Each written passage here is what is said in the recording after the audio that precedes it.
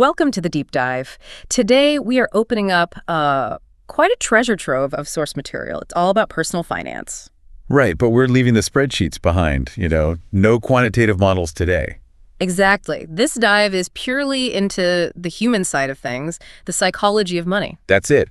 Our mission really is to synthesize these foundational truths from behavioral finance. We want to get at that gap. The gap between who succeeds with money and who doesn't. Precisely. And well, more often than not, it seems that gap isn't about intelligence versus ignorance. It's about temperament versus ego. You got it. We're contrasting that technical know-how against psychological survival, trying to understand the power of compounding independence. And why being reasonable might actually be being coldly rational with your money. Yeah, it's often quite counterintuitive stuff. Okay, let's unpack this, because the central idea here, and it is kind of shocking when you first grasp it, is that doing well with money is so much more about behavior than raw smarts. Or education or technical skills. It's really a soft skill. So our sources kick things off with these two incredible, contrasting stories. They really define this behavioral edge. They do. Let's start with a tech executive, a verified genius. Yeah. Designed and patented a key Wi-Fi component. He did this in his 20s. Wildly successful, making millions before most people even finish an MBA. He had everything going for him, timing, brilliance, that early wealth. But his relationship with the money? Yeah. Toxic? Yeah. Just totally driven by insecurity, needing validation. The sources detail him carrying around these thick stacks of cash, always bragging. And then these absurd displays of destructive spending. It's wild. The gold coins, that's the most jaw-dropping part for me. Right. Taking $1,000 gold coins, actual currency. And throwing them into the Pacific Ocean, skipping them like stones, laughing about it. It's just such profound emotional stupidity, isn't it? Hard to wrap your head around. And that immaturity just defined his whole financial life. There's another story, too. The lamp? Yeah, he shatters a $500 lamp in a hotel restaurant. And instead of, apologizing, offering to pay, he pulls out this huge brick of cash, slams $5,000 on the table, and basically tells the manager to get lost. Using money as an emotional weapon to prove he's superior instead of a tool to build options or security. So what happened to this genius? Predictable, I guess? Went spectacularly broke. Years later, couldn't handle the debt. The emotional spending just caught up. Okay, now hold that image. Let's bring in Ronald Reed. The polar opposite. Rural Vermont, first in his family to graduate high school. Which he managed by hitchhiking to campus. Every day. And his career. Quiet diligence, fixed cars at a gas station for 25 years. Swept floors at JCPenney for 17 years after that. Lived modestly. Small two-bedroom house, bought it decades ago for maybe $12,000. Definitely not someone you'd expect to see profiled in Forbes, right? Not at all. And yet, here's the reveal. Ronald Reed dies in 2014, age 92. With a net worth over $8 million. $8 million. And he left $6 million of it to his local hospital and library. An $8 million janitor. So how? Secret inheritance. Lottery win. Nope. Just consistency. Saved what little he could. Invested it in steady blue chip stock. And then just waited for decades. Yep. Gave compounding the time it needed to work. He never interrupted it. Okay, let's hammer this point home. Third character, Richard Fuscone. Ah, yes. Harvard-educated, Merrill Lynch executive. The pedigree, the connections, the knowledge. Everything the tech exec and Ronald Reed didn't share on paper. Retired young, in his 40s. Wanted to be a philanthropist. But like the tech guy, trapped by ego and leverage, borrowed heavily. For this lavish 18,000 square foot home in Connecticut. 11 bathrooms, 2 pools. Get this. Maintenance costs were nearly $90,000 a month. Just insane. He needed huge nonstop market success just to keep his head above water. And then 2008 hit. And just like the tech executive, that reliance on debt, that need to look successful, it ruined him. His mansion sold in a foreclosure auction just months before Ronald Reed quietly passed away, leaving millions to charity. So when you line them up, the $8 million janitor and the bankrupt Harvard exec, the difference wasn't smarts. It was psychological. Reed had patience. Fuscone had greed, ego, that need for external validation. This contrast really makes you stop and think, doesn't it? About finance itself. Because you just can't tell the story in other fields. You don't see a janitor outperforming a top Harvard surgeon in the operating theater. Exactly. Or designing a better skyscraper than a leading architect. Impossible. In hard sciences, skilled work, competence, and education usually predict the outcome pretty well. But in investing, money management. The biggest factor isn't how smart you are. It's how you handle fear and greed over the long haul. Financial success is a soft skill. It relies on these internal behavioral controls. It's almost unique in that way. Which leads us right into this second huge idea, the relativity of financial views. Right. You see people making what look like crazy money decisions all the time. Yeah, but the core idea here is, ultimately, no one's actually crazy. Their actions make perfect sense to them. Because they're anchored to their own unique experiences, things no one else has lived through in quite the same way. Yet, we have to accept everyone's working from a different frame of reference. Yeah. The sources say we're all anchored to this tiny, tiny slice of world events. Like 0.0000001% of history, something like that. Something microscopic, yeah. But that tiny slice dictates like 80% of how we see risk, saving, the whole economy. Think about growing up in extreme poverty versus being the child of a wealthy banker. It's night and day. Totally. The banker's kid might see market risk as just opportunity, a path to more wealth. Downside's temporary. But for someone who grew up poor, a setback could mean total ruin. Their risk-reward math is just fundamentally different. Look at the Great Depression, JFK, from one of America's richest families. Right. When asked what he remembered, he basically said his family had bigger houses, traveled more. His dad was hiring extra gardeners just to give them work, let them feed their families. An act of charity, not desperation. Now contrast that with the millions who lost everything: homes, savings, faith in the system. You can't expect those two people to view, say, the housing market or banks the same way. Their emotional anchors are just worlds apart. And it's not just about wealth level, it's about when you experience things, too. Absolutely. Temporal anchoring. Take the stock market based just on your birth year. Okay. Born in 1970, say. Right. So in your teens and 20s, your formative years, the S&P 500 went up almost tenfold, inflation adjusted. So to you, the market looks like this reliable wealth machine. Always goes up, eventually. But what if you were born in 1950? Oh, rough timing. The market went nowhere in your teens and 20s, right? After inflation. Literally nowhere. Decades of stagnation, volatility. That person's going to have deep skepticism about stocks. 20 years difference in birth year. Two completely different views of how the market works. And there's academic research backing this up. Malmendier and Nagel. They found people's lifetime investment decisions are heavily anchored to what they experienced in early adulthood. Exactly. Your willingness to take risks depends way more on your personal history than on, say, your education level or sophistication. So someone who lived through high inflation sees bonds as wealth incinerators. While someone who grew up with stable prices sees them as safe, necessary, neither is totally wrong. They just learn from different realities. And this framework helps explain things like the lottery ticket paradox. It seems baffling. It really does. Americans spend more on lottery tickets than movies, video games, music, sports, and books combined. And the stats are, well, they're tough to look at rationally. Lowest income households spending around $412 a year. 4 times what the highest income group spend. And often these are the same families who say they couldn't find $400 for an emergency. So the cold rational take is, this is crazy, self-sabotage. But if we apply that no one's crazy rule, you see the deeper psychology. For someone struggling, living paycheck to paycheck, with almost zero economic freedom. Buying that $2 ticket isn't just about the odds, it's buying a tangible dream. A moment of hope. Exactly. A few hours to imagine having the good stuff, the things wealthier people just take for granted. It's financially irrational on a spreadsheet, sure. But emotionally reasonable for someone feeling like the odds are stacked against them anyway. And that's the big takeaway, isn't it? Financial decisions aren't made by robots in a lab. They're made in messy places, boardrooms, kitchens, cars. Where personal history, ego, scarcity, unique worldviews all get jumbled up together. It's complex. Okay, so if behavior is key, we also have to talk about the stuff outside our control. Right. Luck and risk. The sources call them doppelgangers, which I think is perfect. Two sides of the same coin. Exactly. Forces beyond your effort. You can't really believe in the luck that helped you without respecting the risk that could just as easily crush you. The world's just too complex for your actions alone to dictate 100% of the outcome. We see this so clearly in the Microsoft origin story. Bill Gates. Immense luck involved. Attending Lakeside School in 1968. One of the only high schools in the world with a computer terminal back then. Yeah.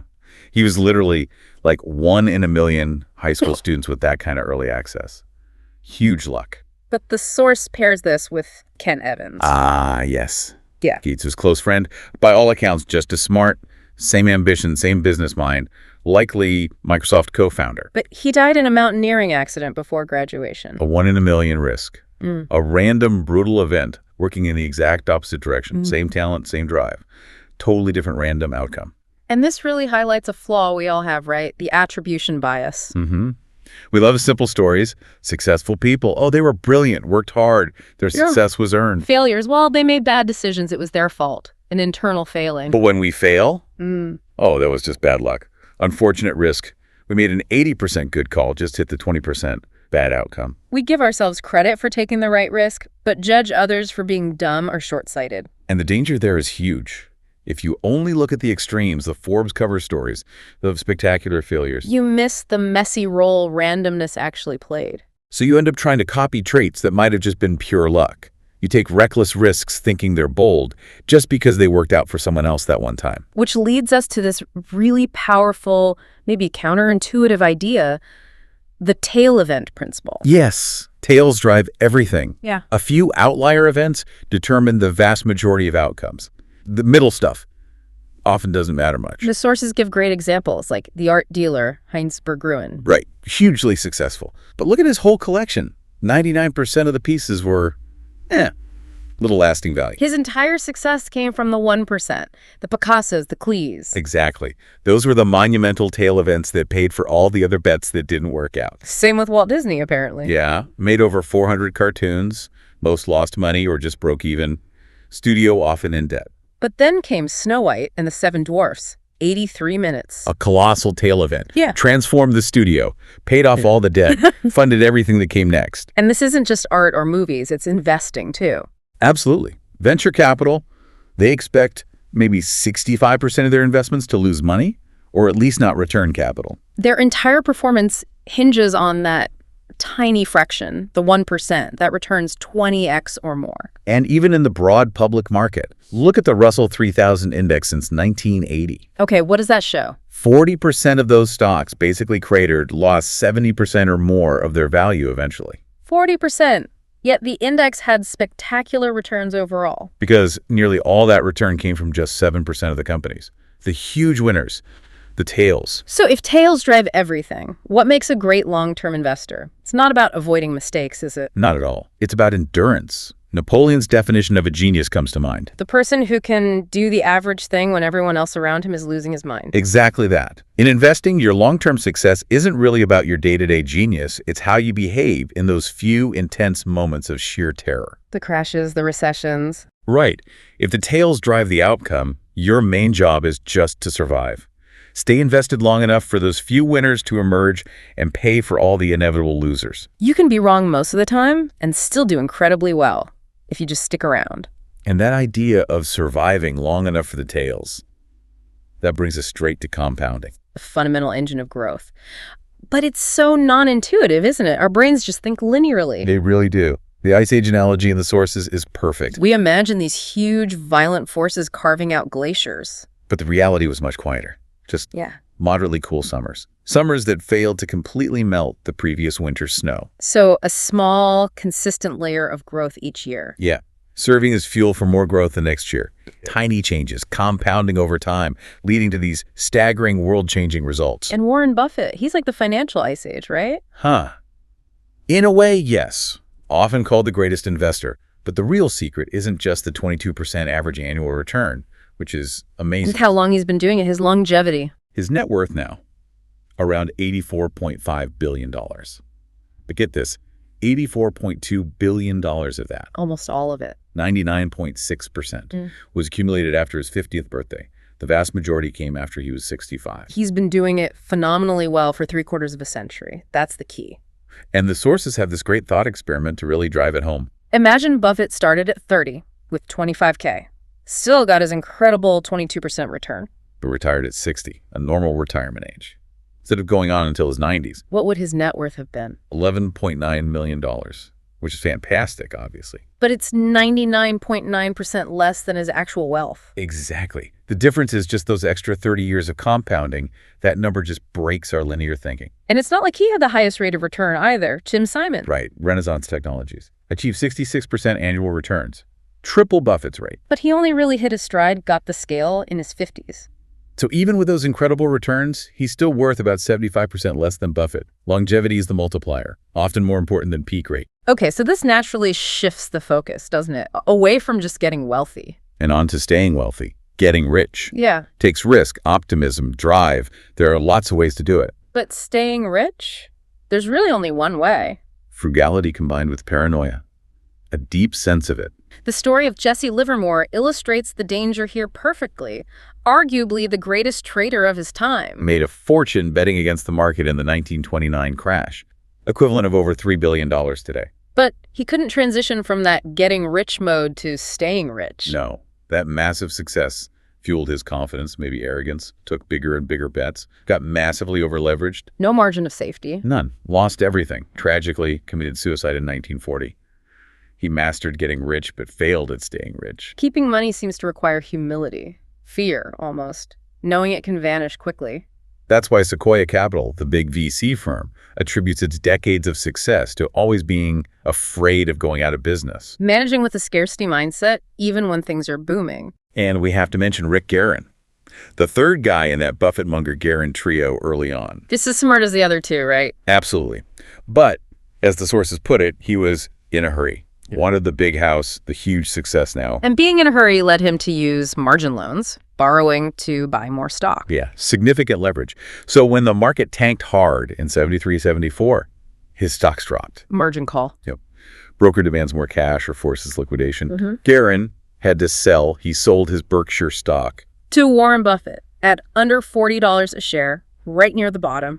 The irony. Crushing. He broke his own compounding journey because he couldn't survive the downturn, violated the rule of survival. Meanwhile, Buffett avoided debt, didn't panic sell through 14 recessions. He just stayed in the game. Survival really is the most critical financial skill. Okay, so if survival and patience are the aims, then we need to figure out when enough is actually enough. Which tackles that huge psychological danger. Yeah. Never enough. That's ruined far more people than bad markets have. The Kurt Vonnegut and Joseph Heller story is just perfect here. It really is. Heller, who wrote Catch-22, is at this party thrown by a hedge fund manager. And someone points out the host made more money in a single day than Heller earned from Catch-22 over its entire existence. And Heller's reply, simple, devastating. Yes, but I have something he will never have. Enough. That's it. Knowing your boundary, that's the ultimate psychological protection. And we see what happens when people lack that boundary. Rajat Gupta, former CEO of McKinsey. Worth over $100 million. Yeah. Easily enough, right? You'd think. But he wanted to be a billionaire. Risked everything, reputation, freedom, family insider trading. Went to prison. Bernie Madoff, too. Already unimaginably wealthy, threw it all away chasing more. So the core principle is, it's not just about money, is it? No. Never risk what you have and need for what you don't have and don't need. And that includes those invaluable things money can't buy back. Reputation, freedom, family, happiness. The only way to keep them safe is knowing when to stop taking chips off the table. Knowing when to stop taking that kind of risk. And this leads us to what the sources call the highest form of wealth, the ultimate dividend. Which is freedom, control over your own life. There's research by Angus Campbell, a psychologist. He found control over your life is the most dependable predictor of happiness. More than salary, house size, job title. Control is key. So money's greatest real value isn't buying bigger stuff. It's buying time, buying options, granting you independence. I remember my own investment banking internship years ago. The pay was great, work was interesting. Right. But the hours were uncontrollable, constant demands, always on call. It made the whole thing miserable despite the money. That's psychological reactance, that feeling of being trapped, disempowered when your choices are taken away. It cancels out the benefit of the high salary. Contrast that with Derek Sivers, musician, entrepreneur. Right. He said the biggest change in his life wasn't selling his company for millions later on. It was when he was 22, when he saved just $12,000. 12 grand. But it covered his living expenses for 2 years. Allowing him to quit his job, become a full-time musician, only do work he wanted. That small amount bought him 2 years of total control over his time, which was priceless, he said. The freedom was the real wealth. And this highlights a weird paradox of modern life, doesn't it? We're richer as a society.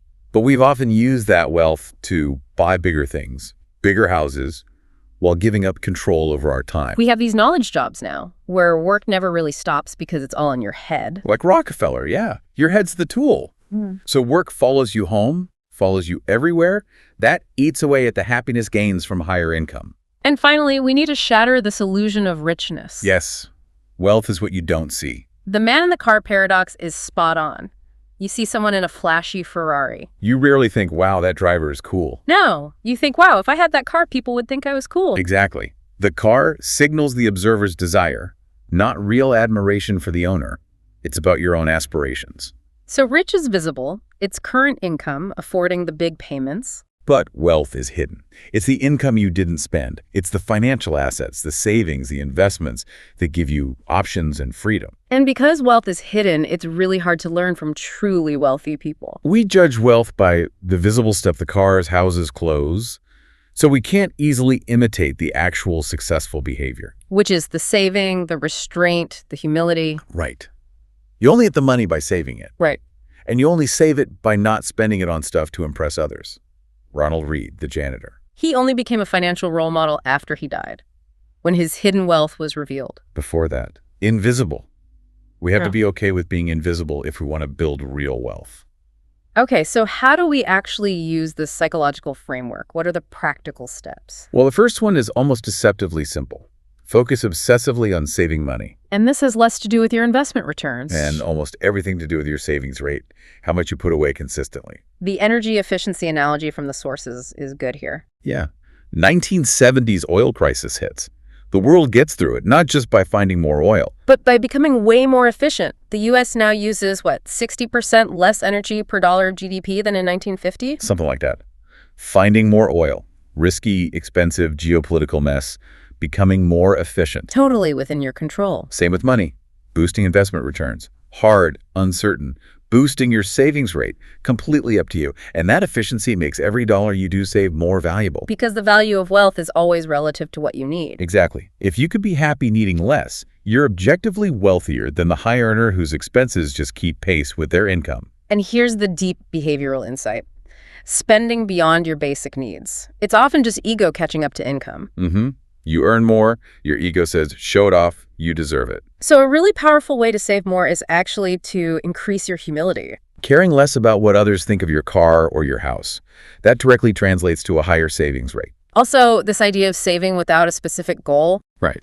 Not every dollar saved needs to be earmarked for a house down payment or retirement. Just saving for saving's sake. Yeah. That unearmarked cash is like a hedge against surprises. Life will throw curveballs. It buys flexibility, control over time, which has an almost infinite return, you could argue. Lets you wait for great opportunities or walk away from bad situations. It's invaluable. Okay. That need for flexibility leads to the next big practical point. Aiming to be reasonable rather than coldly rational. This is crucial. Reasonable means the strategy you can actually stick with long term, even when it gets uncomfortable. The fever-syphilis analogy helps explain this. Right. Rationally, maybe you should endure a fever because it's your body fighting infection. Technically beneficial. But that's not reasonable. Fevers hurt. People go to the doctor to feel better. People don't want the mathematically perfect strategy if it means constant stress and sleepless nights. They want what works for them psychologically. Look at Harry Markowitz. Won the Nobel Prize for modern portfolio theory, risk return. Literally wrote the book on rational allocation. But his own personal investments. He split them 50-50 stocks and bonds.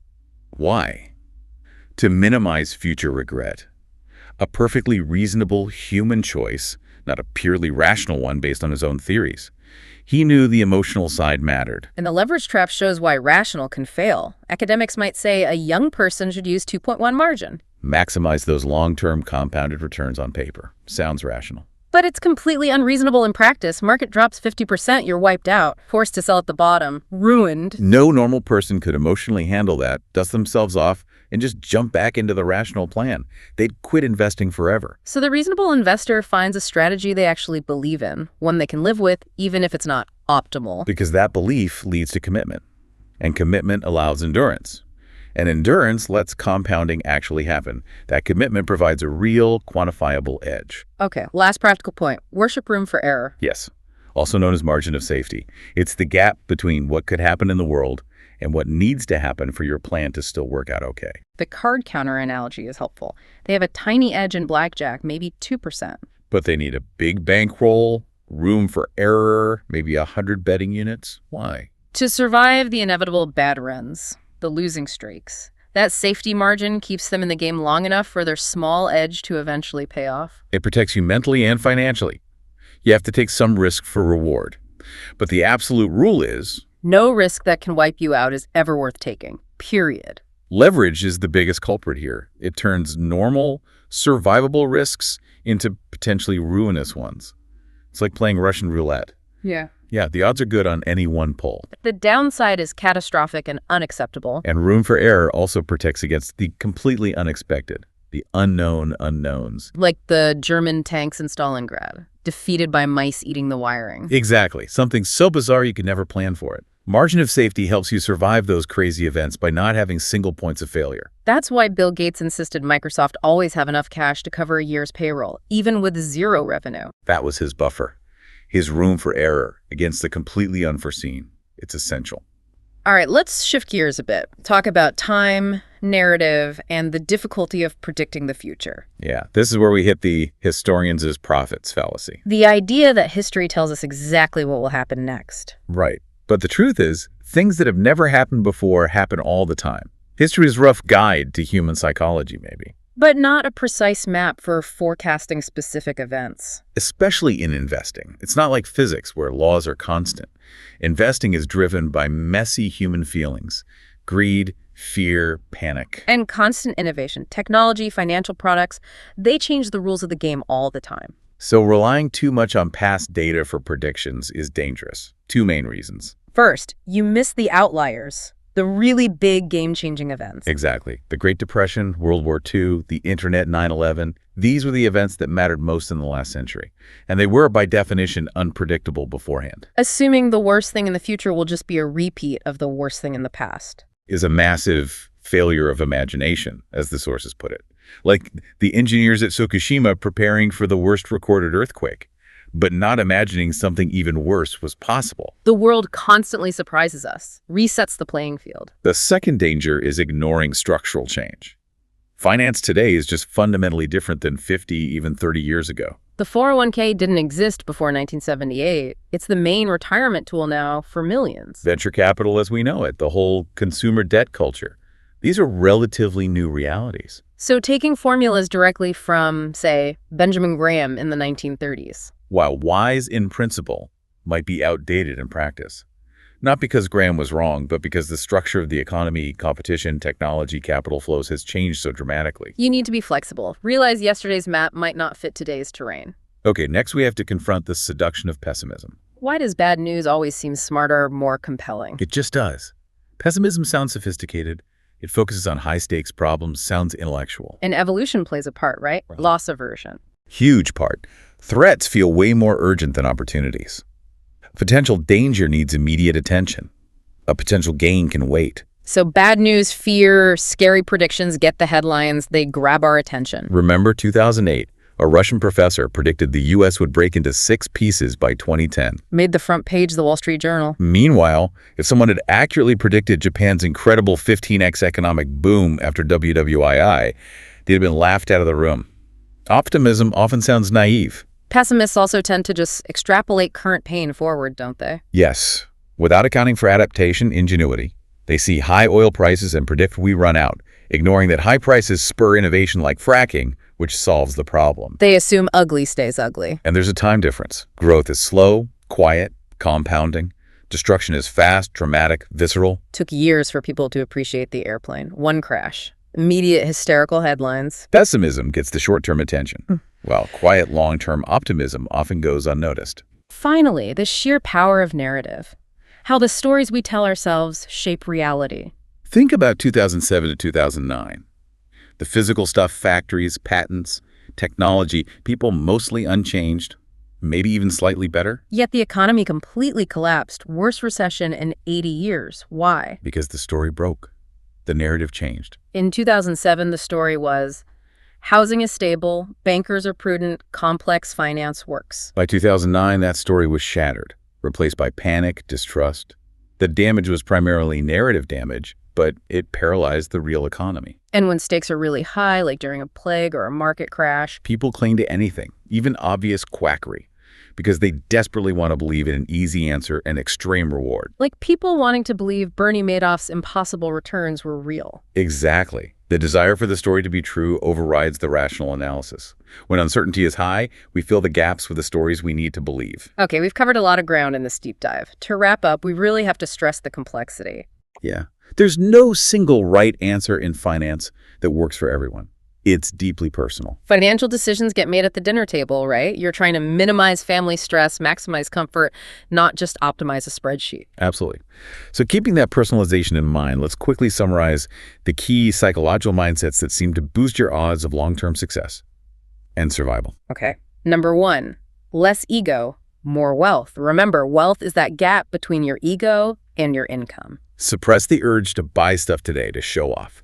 That creates breathing room, options, actual wealth for tomorrow. Humility is your saving superpower. Number 2, be okay with things going wrong. Since tails drive everything, you can be wrong often, even most of the time. And still come out way ahead. Focus on the overall portfolio result over years, not agonizing over individual stocks that didn't work out. Mistakes are just the price of admission for finding those big winners. Number 3, use money to buy control over time. This is the ultimate dividend. That ability to wake up and say, I control my day-to-day, that's worth more than any fancy car.